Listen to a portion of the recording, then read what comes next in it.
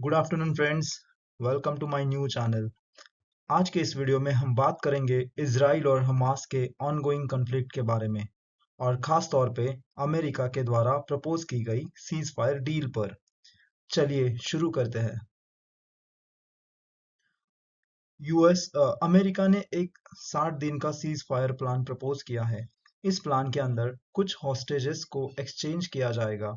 10 Israeli hostages के बदले में 1000 से ज्यादा पैलेस्टीनियन प्रिजनर्स रिलीज किए जाएंगे।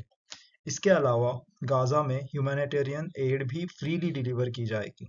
लॉन्ग टर्म गोल है एक परमानेंट सीज फायर एस्टैब्लिश करना, बट देखते हैं अभी ये कितना सक्सेसफुल होता है। इजराइल ने इस प्लान को एक्सेप्ट कर लिया है।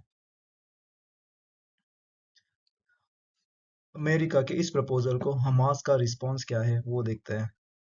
हमास ने इस प्रपोजल को रिजेक्ट नहीं किया, लेकिन कुछ चेंजेस मांगे हैं। उनका कहना है कि परमानेंट सीज फायर होना चाहिए और इजराइल को गाजा से कंप्लीटली विड्रॉ करना चाहिए। उनका डिमांड है कि हॉस्टेजेस को फेज तरीके से रिलीज किया जाए, लेकिन अमेरिका ने कहा है कि हमास के चेंजेस टोटली अनएक्सेप्टेबल है। अमेरिका ने इनके चेंजेस को बिल्कुल भी एक्सेप्ट नहीं किया है। इसराइल की इस सीज फायर के डील पे क्या पोजीशन है? इसराइल की तरफ से कुछ क्लियर कंडीशन रखी गई है। सबसे पहले हमास का डिसआर्ममेंट होना चाहिए, मतलब उनके पास कोई वेपन्स ना हो। दूसरा, सारे हॉस्टेजेस को तुरंत रिलीज किया जाए।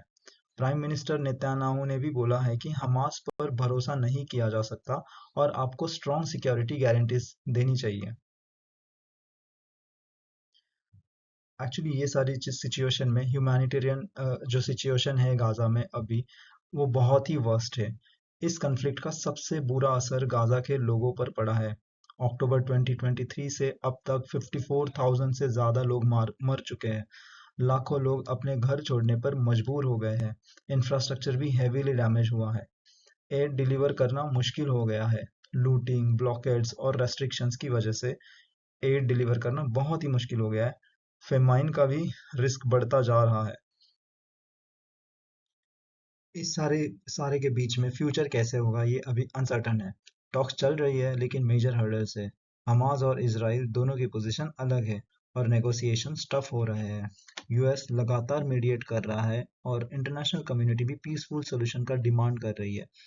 आशा है कि एक लॉन्ग टर्म पीस सॉल्यूशन जल्दी मिल जाए। अगर आपको ये वीडियो इंफॉर्मेटिव लगी हो तो प्लीज़ लाइक और शेयर ज़रूर करें। कमेंट्स में बताएं आपका क्या ओपिनियन है इस कॉन्फ्लिक्ट के बारे में।